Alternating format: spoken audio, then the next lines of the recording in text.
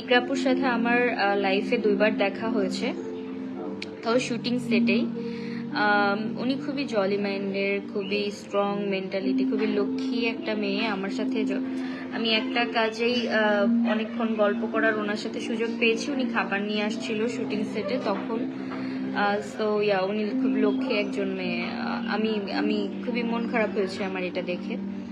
যাই হোক, এটা কোনো সলিউশন না, সুসাইড কখনোই কোনো সলিউশন না। যারা ছেড়ে যায় তাদেরকে ছেড়ে যেতে দিতে হয়। কখনো কোনো মানুষের জন্য কারো জীবন থেমে থাকে না। আমরা আমরা আসলে যে সিচুয়েশন দিয়ে যাই সে বুঝে সিচুয়েশনটা ফেস করা কতটা টাফ, কিন্তু মেয়েদেরকে না এতটুকু স্ট্রং হওয়া উচিত। লাইক আমি জানি না, আমার কিছু জায়গাতে মনে হয় যে কিছু মেয়ে আছে অনেক লোভী, টাকার জন্য অনেক কিছুই করে। কিছু মেয়ে আছে মানে হাজবেন্ড দেখছে যে এটা করছে ওটা করছে, তাও টাকার জন্য, ফ্যামিলির জন্য, ইসের জন্য থেকে যায়। আবার কিছু মেয়ে আছে অসহায়, আবার কিছু মেয়ে আছে সেলফ ডিপেন্ডেন্ট, আবার কিছু মেয়ে আছে হিংসুক, যারা অন্য মেয়েকে উচ্চতায় ভালো পর্যায়ে দেখতে চায়, পারে না, তাদেরকে টেনে নামায়, তাদেরকে অসম্মান করার চেষ্টা করে। সব টাইপের মেয়ে আছে, তেমনি সব টাইপের ছেলেও আছে, পুরুষও আছে। কিন্তু পুরুষ মানুষদের মধ্যে এক নারীতে আসক্ত পুরুষের সংখ্যা অনেক কম, অনেক রেয়ার। সো আমাদেরকে এটা মাথায় সেট করে নেওয়া উচিত যে ভাই নিজের জন্য নিজেকে যথেষ্ট হতে হবে, ঠিক আছে? সো এই পৃথিবীটা আসলে ইমোশনাল মানুষদের জন্য অনেক কঠিন। ইমোশনাল হয়ে বাঁচা যাবে না, সেলফিশ হতে হবে, সেলফিশ হয়ে বাঁচা যাবে। এবং আমার কাছে মনে হয় প্রত্যেকটা মানুষের নিজস্ব লাইফ, নিজস্ব ইচ্ছা, নিজস্ব স্বাধীনতা, ওইটা নিয়ে আমার কোনো সে নাই। ওইটা নিয়ে আমি কোনো কিছু বলতে চাই না। আমি শুধু বলতে চাই যারা মরে যায়, নিজেদের জীবন নিয়ে নেয়, তারা হেরে যায়, তারা বোকা, এবং তাদের জন্য কারো কিছু যায় আসে না, ঠিক আছে? সো ফাইট করে নিজের জন্য বেঁচে থাকাটা খুব ইম্পর্টেন্ট। আমরা নিজের জন্যই আসছি পৃথিবীতে, নিজের জন্যই যেতে হবে। নিজেকে এতখানি ভালোবাসাটা জরুরি, আমরা কেন বুঝি না এটা আমি জানি না। আমি আমার লাইফেও তো ভালোবাসা একবার এসেছে, তো আমি বলতে পারি যে ডেফিনেটলি আমি ওই মানুষটাকে ভালোবেসেছি, তবে আমার থেকে বেশি না। আমার সেলফ রেসপেক্টে যখন আঘাত আসবে, বা আমি যখন বুঝবো ওই মানুষটা আমার সঠিক মূল্যায়ন করছে না, উনি যদি পৃথিবীর সর্বোচ্চ ভালো মানুষও হন, আমার নিজেকে ওখান থেকে গুটিয়ে আনতে এত অসুবিধা হওয়ার কথা না। সো নিজেকে ভালোবাসতে হবে। আমরা ধরেন আপনি প্রতিদিন, আমি এই চাটা আমি একটা চা খাই এখানে, একান্ত সময় কাটাতে আসলে 1 কাপ চা খাই। সো ওই চাটা আমার খুব প্রিয়।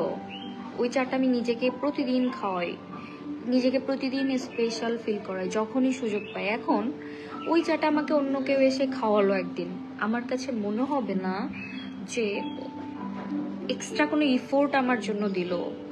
বাট যদি আমি নিজেকে ওই স্পেশাল ফিল না করাই, এই চাটা আমি কখনোই খাই নাই, ঠিক আছে? এখন হুট করে একজন মানুষ এসে বললো আমার খুব পছন্দের একটা চা আছে, আমি তোমাকে এটা খাওয়াতে চাই, আমি জানি তুমি অনেক চা পছন্দ করো, তোমার এটা ভালো লাগবে। আমার কাছে মনে হবে আল্লাহ আমাকে ভালো ফিল করানোর জন্য কত ইফোর্ট দিল। ইফোর্ট ম্যাটার করে প্রত্যেকটা মানুষের লাইফে, বাট যখন নিজের প্রতি অনেক বেশি ইফোর্ট থাকে, ভালোবাসা থাকে, তখন অন্য মানুষের ইফোর্ট গুলা এত বড় করে দেখা হয় না, ঠিক আছে? তো নিজেকে ভালোবাসা খুব ইম্পর্টেন্ট প্রত্যেকটা মানুষের জন্য, সেটা ছেলের জন্য হোক আর মেয়ের জন্য হোক।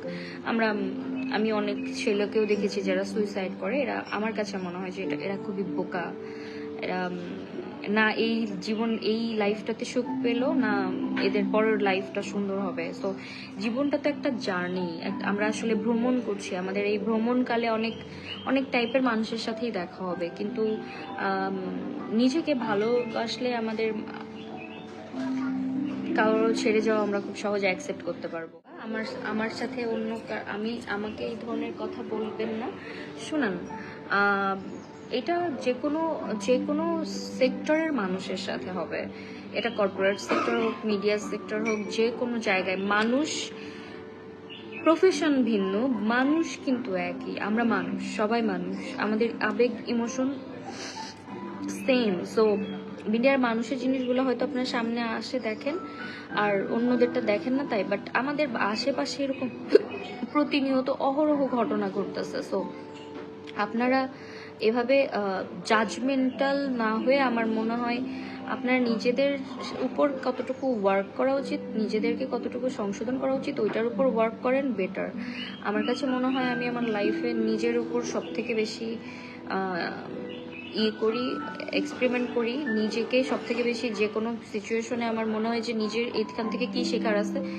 এত মানুষকে নিয়ে আজে বাজে মন্তব্য করে আমাদের তো কোনো লাভ নেই। আপু আপনি এত সুন্দর কেন? Thank you so much. কারো কাছে আমি সুন্দর, কারো কাছে অসুন্দর, এটা কোনো বিষয় না। যাই হোক, মালয়েশিয়া থেকে দেখছি। ওকে, আমাকে কোনো জুটির সাথে বাঁধবেন না প্লিজ। আমি কোনো জুটিতে বাঁধতে আসি না। এই যে আপনাদের সমস্যা আছে, আপনারা অডিয়েন্সরা একটা জুটি মানে জুটিতে সীমাবদ্ধ করতে চান আর্টিস্টদের। আর্টিস্টরা কখনো জুটিতে সীমাবদ্ধ হতে পারে না। আর্টিস্টদের সবার সাথে কাজ করতে হবে, এটা প্রফেশন। এটা এমন না যে কোনো জুটি আমার ঘরের জামাই বা কোনো জুটি আমার বয়ফ্রেন্ড ওর সাথে আমাকে কাজ করতে হবে, নাথিং লাইক দ্যাট। আপনারা এই জিনিসগুলো করেন, এর পরবর্তীতে কি হয়, এটার একটা ব্যাড ইফেক্ট পড়ে। এই জুটি প্রথাটাই বন্ধ হওয়া উচিত। আপনাদের অডিয়েন্সকে সবার আগে এটা বন্ধ করা উচিত যে আমি ওই জুটি চাই, আমি এই জুটি চাই, আমার এর সাথে একে লাগবে, ওর সাথে তাকে লাগবে না। একজন আর্টিস্ট সবার সাথে কাজ করবে। আপনি দেখবেন যে ওই কাজটাতে, ওই গল্পটাতে, ওই চরিত্রটাতে আর্টিস্টটা পারফেক্ট কিনা, ভালোভাবে পারফর্ম করছে কিনা, আপনার কাছে ভালো লাগছে কিনা। থাকতেই পারে, হতেই পারে যে ওর সাথে দেখতে ওকে খুব ভালো লাগছে, তার মানে এটা না যে তার সাথেই কাজ করতে হবে। তার মানে এটা নাই যে ওই ব্যক্তি আমার সেলফ রেসপেক্ট আঘাত করেছে, তার পরবর্তীতেও আমরা তার সাথে কাজ করব। এটা আপনাদের ডিমান্ড হতে পারে, বাট আমার কাছে মনে হয় আমি আর্টিস্ট হিসাবে তাদের সাথেই কাজ করব যাদের কাছে আমি প্রপার সম্মানটা পাবো, যাদের সাথে এমন কোনো অকৃতজ্ঞ বা ডিসরেসপেক্টফুল পার্সনদের সাথে আমি কাজ করি না, করবো না। সো দ্যাট আপনারা আপনাদের আবেগকে কন্ট্রোল করে আমার মনে হয় আর্টিস্টদেরকে এই জুটিতে বাধা বন্ধ করেন। এটার অনেক ব্যাড আছে, ঠিক আছে, ব্যাড রেজাল্ট আছে।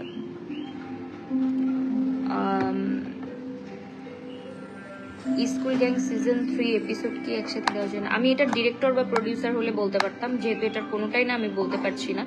ওয়ালাইকুম আসসালাম রহমতুল্লাহি ওয়া বারাকাতুহু। কি অথচ রিপ্লাই দিচ্ছ না, এটা কিন্তু ঠিক না। আচ্ছা আপু,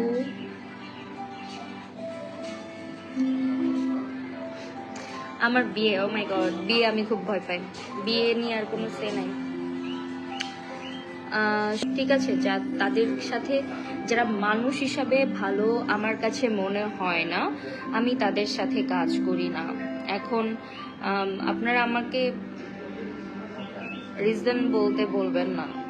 এটা আমার কাছে মনে হয় না যে আমি এগুলা বলার জন্য প্রস্তুত, বা আমি চাই না। আমি চাই যে আপনারা আমার নতুন যে জার্নি, এই জার্নিটাতে আমাকে আমার সাথে থাকেন, সাপোর্ট করেন, দ্যাটস ইট। আসসালামু আলাইকুম। ওয়ালাইকুম আসসালাম রহমতুল্লাহি ওয়া বারাকাতুহু। ভালো আছি। আমার প্রিয় ফুল অনেক। আমার প্রিয় ফুল দোলন চাপা, আমার প্রিয় ফুল লিলি, আমার প্রিয় ফুল সূর্যমুখী, আমার প্রিয় ফুল গন্ধরাজ আর বেলি, গোলাপ, এগুলা তো আছেই। আমার প্রিয় অনেক ফুল আছে, কিন্তু সব থেকে প্রিয় ফুলটা হচ্ছে আমি। আমার সব থেকে প্রিয় ফুল আমি। আমার কাছে মনে হয় আমি একটা ফুল। সো আমি আমাকে ফুলের মতো যত্ন করি, যত্নে রাখার চেষ্টা করি, ভালোবাসার চেষ্টা করি, ভালো ফিল করানোর চেষ্টা করি, স্পেশাল ফিল করানোর চেষ্টা করি অলওয়েজ। কারণ এই জীবনটা আমার, আমাকে নিজেকে ফুলের মতো যত্ন করতে শিখতে হবে, পারতে হবে, জানতে হবে। না, আমি সব রোলেই কমফোর্টেবল। আমি ভিলেন করতে খুব মজা পাচ্ছি। ফার্স্ট টাইম করছি তো আমার ভালো লেগেছে বলেই আমি করেছি। সো আমাকে সব লুকেই আপনাদের দেখা উচিত। আমি একজন অ্যাক্ট্রেস, শিল্পী, সব চরিত্র করা উচিত। ওকে, হোয়াটএভার, আপনাদের সাথে থেকে আমি বিদায় নিচ্ছি। আপনারা সবাই ভালো থাকবেন, আমার জন্য দোয়া রাখবেন, আমার ফ্যামিলির জন্য দোয়া রাখবেন, এবং আপনজন 3 লোডিং, আপনজন 3 খুব দ্রুত আসবে, দেখতে ভুলবেন না। ওকে, বাই বাই, টাটা, আসসালামু আলাইকুম সবাইকে।